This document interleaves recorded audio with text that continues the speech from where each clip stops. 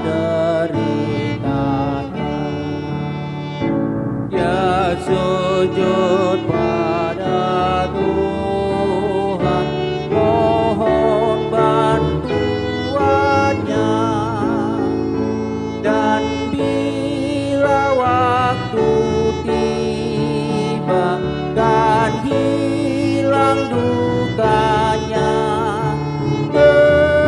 Terhiburlah hatinya karena Tuhannya.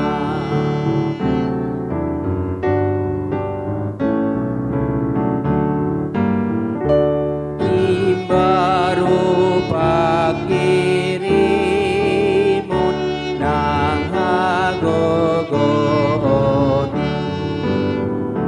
margogo marsahala do partagiagi do guru selakana lawa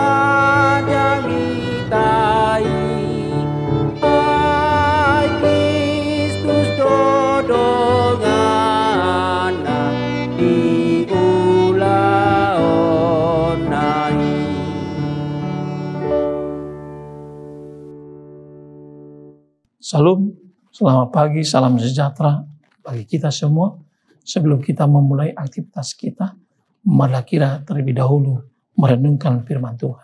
Kita berdoa.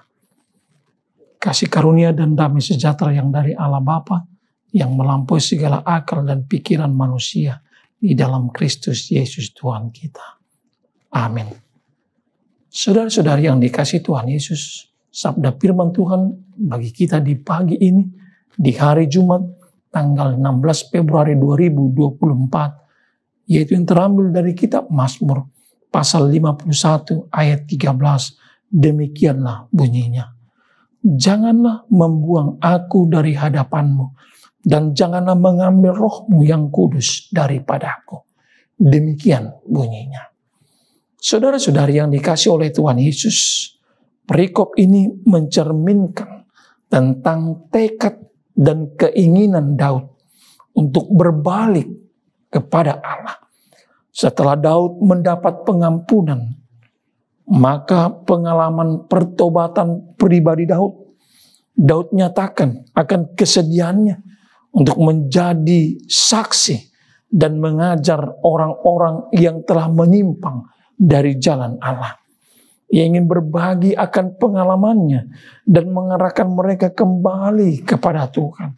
Ini mencerminkan suatu bentuk pengabdian dan tanggung jawab spiritual yang timbul sebagai hasil dari pertobatan sejati dalam kehidupan Daud.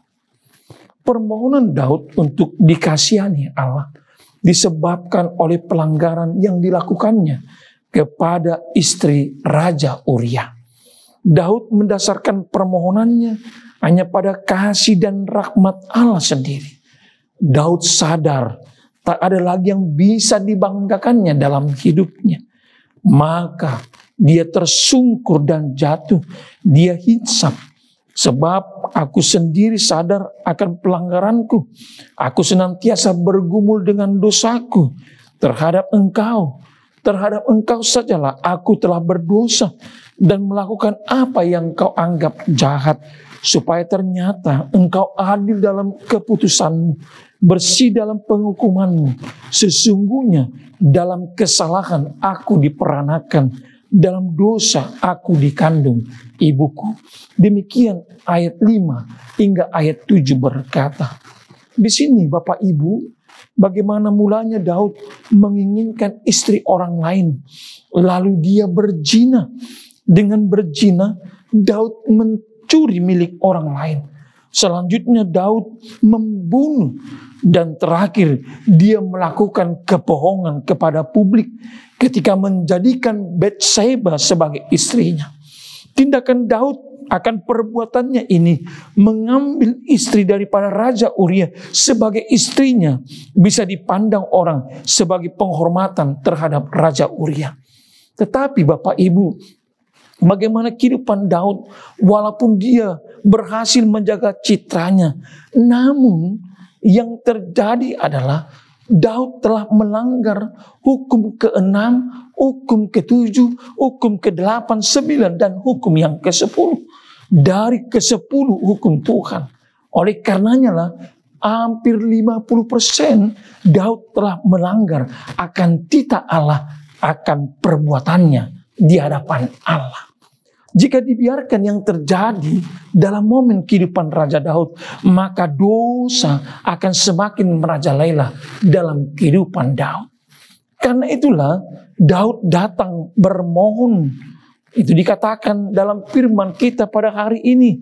Janganlah membuang aku dari hadapanmu. Janganlah mengambil rohmu yang kudus daripadaku. Daud mengakui bahwa kehidupan tanpa Allah adalah kosong. Kehidupan tanpa Allah adalah hampa. Kehidupan tanpa Allah adalah kehidupan yang tidak mempunyai makna.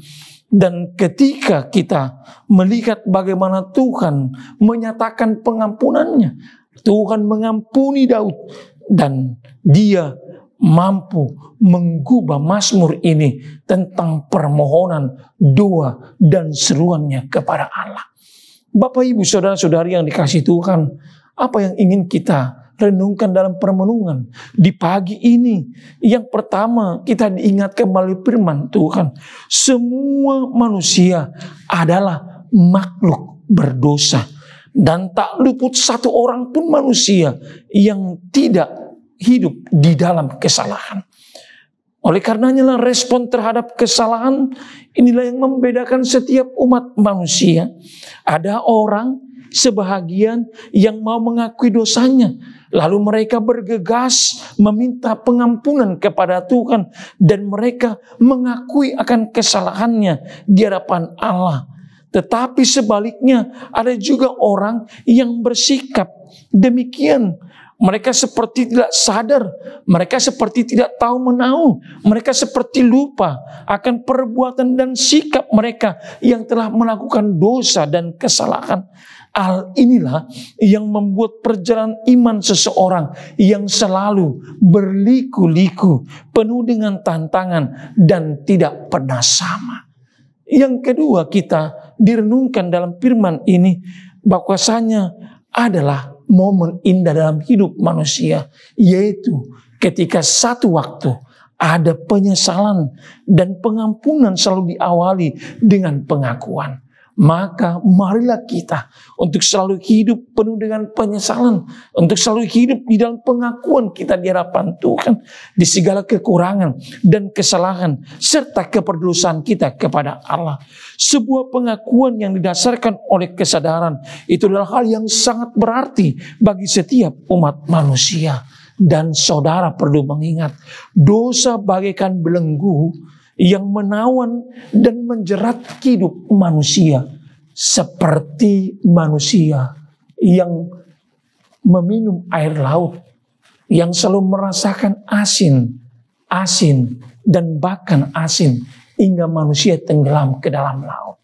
Demikianlah ketika orang berbuat dosa dalam pelanggarannya, maka kita jika tidak datang ke hadapan Tuhan untuk mengakui dan bermohon akan pengampunan Allah, maka kita akan semakin jauh dari hadapan Tuhan. Oleh karena itu perlu kita mengingat, akibat dari dosa manusia ialah rusaknya relasi hubungan manusia dengan Tuhan. Yang ketiga, kita diingatkan melalui firman ini. Nas ini ada pesan yang sangat berarti dan penting bagi kita. Kita diajak agar selalu menyadari dan menyatakan dosa kita kepada Allah.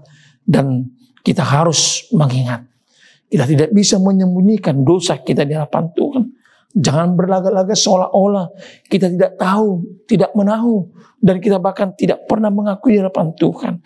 Karena kita tahu Allah kita, Tuhan kita adalah Tuhan yang Maha Tahu. Untuk itu, Bapak Ibu yang dikasihi Tuhan, marilah kita selalu datang bersyukur di hadapan Tuhan untuk mengakui segala dosa dan perbuatan kita, maka janganlah Allah berkenan untuk membuang kita dari hadapannya. Janganlah Tuhan berkenan untuk mengambil rohnya di dalam roh jiwa kita, agar kita bersatu terus di hadapan Tuhan, menjadi relasi yang setia dan taat kepada Allah.